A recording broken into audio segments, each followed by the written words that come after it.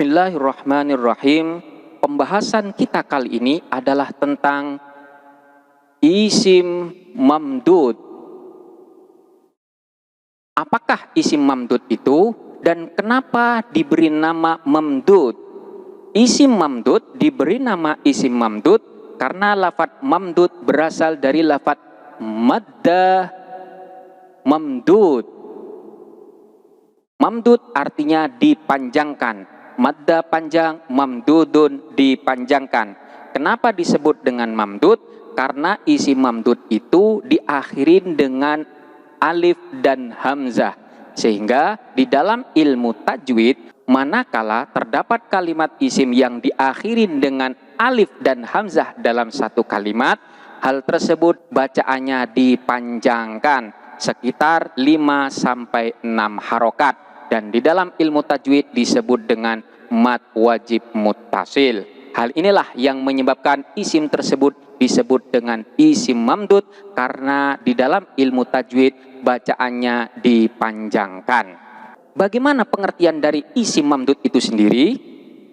Isim mamdud adalah isim mu'rob yang akhirnya berupa hamzah dan sebelumnya didahului oleh alif zaidah. Seperti lafadz sohro.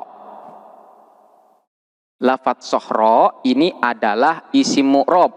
Keadaan huruf akhirnya bisa berubah-ubah. Selanjutnya, lafadz sohro ini diakhirin dengan huruf hamzah yang sebelumnya terdapat alif zaidah.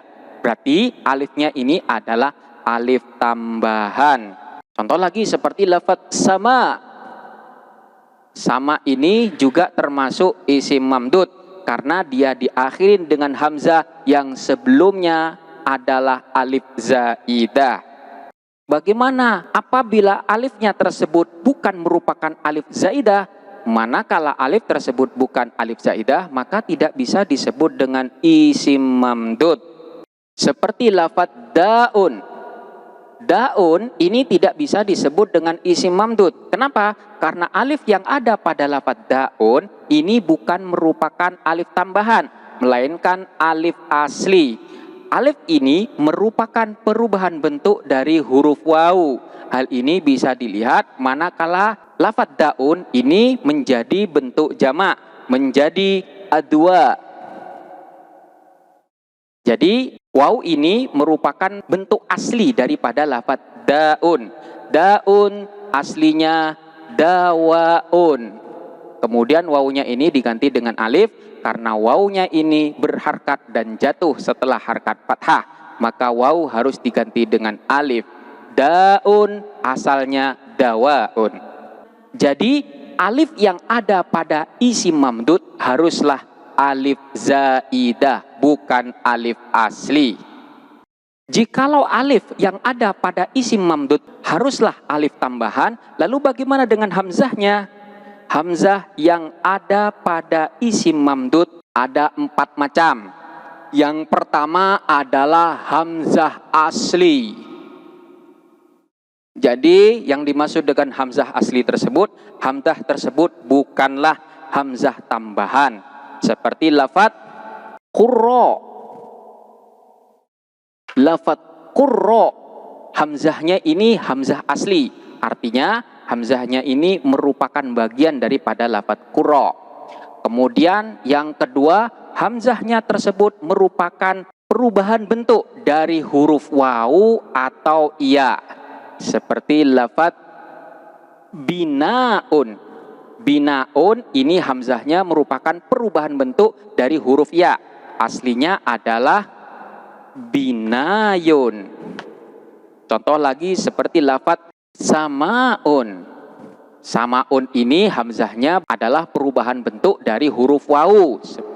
Aslinya adalah samawun.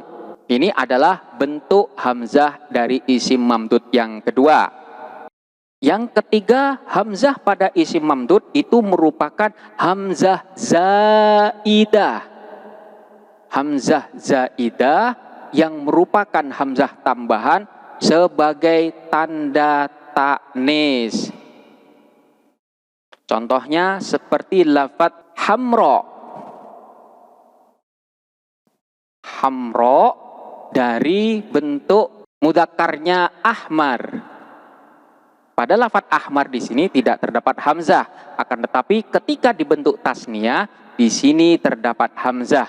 Ini menunjukkan bahwa hamzah ini merupakan hamzah tambahan sebagai tanda taknis, sebagai tanda bahwa kalimat ini adalah kalimat isim muannas.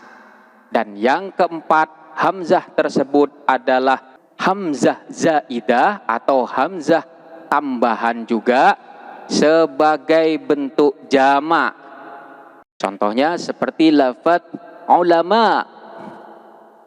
Lafadz ulama ini adalah bentuk jamak, terdapat hamzah. Bentuk mufradnya adalah alimun. Pada lafadz alim di sini tidak terdapat hamzah. Ketika bentuk jamak, hamzahnya ditambahkan. Dan yang kelima, hamzahnya adalah merupakan hamzah zaidah sebagai ilhaq saja atau untuk menyamakan bentuk saja.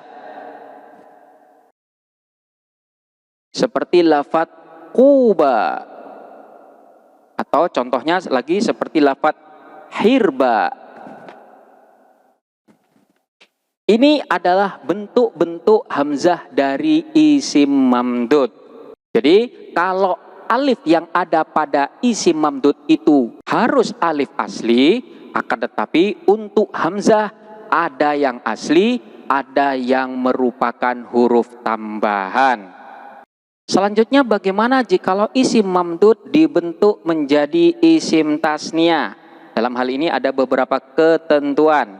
Yang pertama, manakala hamzahnya itu adalah asli, bukan merupakan hamzah tambahan, maka setelah hamzah langsung diberi tanda kekhususan dari isim tasniyah, yaitu manakala rofa ditambah dengan ani, dan manakala dalam keadaan nasab ataupun jer ditambah dengan aini.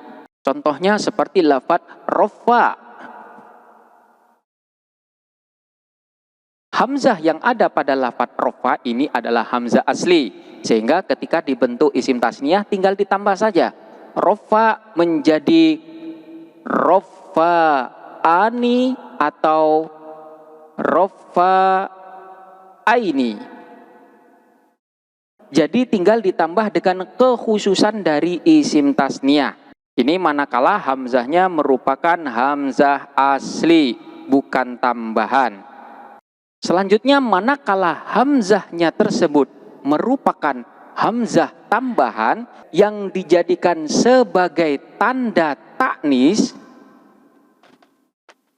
maka hamzah tersebut harus diganti menjadi waw. Contohnya seperti lafadz sohro. Hamzah yang ada pada lafadz sohro ini adalah hamzah tambahan sebagai tanda taknis, sehingga ketika dibentuk isim tasniyah, hamzahnya diganti dengan waw. Ketika dalam keadaan rofa, sohro akan menjadi sohrowani. Ketika dalam keadaan nasab ataupun jer menjadi sohrowaini. Jadi hamzahnya diganti dengan waw. Selanjutnya bagaimana jikalau hamzah yang ada di akhir isim mamdud tersebut adalah merupakan pengganti atau perubahan bentuk dari huruf waw atau iya? Maka dalam hal ini terdapat dua cara. Yang pertama, hamzahnya tersebut ditetapkan. Contohnya seperti lafadz ridaun. Lafadz ridaun itu hamzahnya merupakan perubahan bentuk dari waw. Aslinya adalah ridawun. Jadi ketika dibentuk isim tasniyah, tinggal menambah kekhususan daripada isim tasniyah tersebut. Ketika dalam keadaan rofa, tinggal menambah dengan ani, ridaun menjadi ridaani, tetap. Dan ketika dalam keadaan nasab ataupun jer menjadi rida aini. Jadi hamzahnya ditetapkan. Selanjutnya cara yang kedua yaitu hamzahnya diganti menjadi huruf wawu. Baik hamzah tersebut merupakan perubahan bentuk dari ya ataupun perubahan bentuk dari wawu.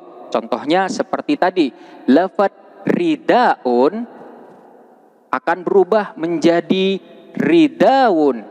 Ridaun ketika dalam keadaan rofa menjadi ridawani, ketika dalam keadaan nasab ataupun jer menjadi ridawaini.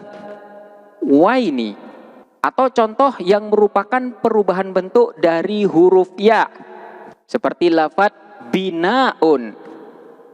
Binaun hamzahnya ini adalah aslinya huruf ya, tapi tetap saja ketika dibentuk isim tasniyah, ya-nya tidak akan berubah menjadi ya, melainkan hamzahnya ini dirubah menjadi wawu.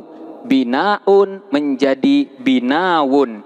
Jadi ketika dibentuk isim tasniyah menjadi binawani atau binawaini. Ini adalah cara yang kedua. Sekali lagi, manakala hamzah tersebut merupakan perubahan bentuk dari huruf waw atau ya, maka hamzah pada isim mamdud harus berubah atau diganti dengan waw. Baik hamzahnya itu aslinya adalah waw maupun ya. Contohnya seperti lafaz ridaun. Ridaun ini hamzahnya aslinya adalah waw. Begitu juga dengan lafaz binaun, aslinya adalah ya. Tetap sama-sama harus diganti dengan waw. Jadi ridaun menjadi ridawani atau ridawaini. Binaun menjadi binawaini atau binawaini. Ini cara yang kedua. Ini adalah bentuk-bentuk isim tasniyah yang berasal dari isim mamdud. Kemudian bagaimana ketika isim mamdud dibentuk menjadi isim jamak? Maka yang pertama, apabila hamzahnya bukan merupakan huruf tambahan, artinya hamzahnya tersebut adalah huruf asli, yaitu hamzah yang merupakan bagian daripada lafaz tersebut, maka tinggal ditambah dengan kekhususan dari jamak tersebut. Hamzah ini adalah hamzah asli, bukan huruf tambahan. Maka ketika dibentuk jamak tinggal ditambah dengan kekhususan jamak. Dalam hal ini jamak mudzakkar salim. Rofa, ketika rofa menjadi rofauna, ketika nasab ataupun jer menjadi rofaina. Ini jikalau hamzahnya merupakan hamzah asli. Selanjutnya, jika huruf alif pada isim mamdud adalah alif tambahan yang digunakan sebagai tanda taknis, maka alif taknis tersebut dirubah menjadi wawu, kemudian ditambahkan huruf yang menjadi kekhususan dari kalimat jamak. Dalam hal ini jamak muannas salim. Contohnya seperti lafaz sohro. Lafaz sohro, alifnya ini adalah alif tambahan sebagai tanda taknis, sehingga alif ini disebut dengan alif taknis. Maka dalam hal ini alifnya diganti menjadi huruf wawu dan hamzahnya dibuang, sehingga sohro menjadi sohrowat, sohrowatu atau sohrowati. Jadi jamaknya menggunakan jamak muannas salim karena lafaz sohro ini adalah isim muannas. Dan selanjutnya, jika huruf hamzah di akhir isim mamdud tersebut merupakan perubahan bentuk dari huruf waw atau ya, maka bagaimana? Dalam hal ini ada dua cara. Cara yang pertama, dengan langsung menambahkan kekhususan kalimat jamak terhadap kalimat tersebut tanpa merubah alif atau hamzah pada isim mamdud. Contohnya seperti lafaz binaun. Binaun ini hamzahnya merupakan perubahan bentuk dari ya. Maka dalam hal ini langsung ditambah dengan kekhususan dari kalimat jamak, yaitu jamak mudzakkar salim. Jikalau rofa tinggal ditambah dengan waw dan nun menjadi binauna. Jikalau nasab ataupun jer menjadi binaina. Ini cara yang pertama. Jadi hamzahnya ditetapkan tanpa dirubah dengan huruf apapun. Dan cara yang kedua adalah hamzahnya itu diganti menjadi huruf waw. Baik hamzah tersebut merupakan perubahan bentuk dari huruf waw ataupun ya. Jadi tetap semuanya diganti dengan waw. Contohnya seperti lafaz binaun. Binaun ini jikalau hamzahnya diganti dengan waw menjadi binawun. Binawun ketika dibentuk jamak menjadi binawuna atau binawina. Ini adalah cara yang kedua. Jadi sekali lagi, manakala hamzah dari isim mamdud tersebut merupakan perubahan bentuk dari waw atau ya, maka dalam hal ini ada dua cara. Cara yang pertama, menetapkan hamzahnya tanpa dirubah dengan huruf apapun, seperti lafaz binaun, sehingga ketika dibentuk jamak menjadi binauna atau binaina.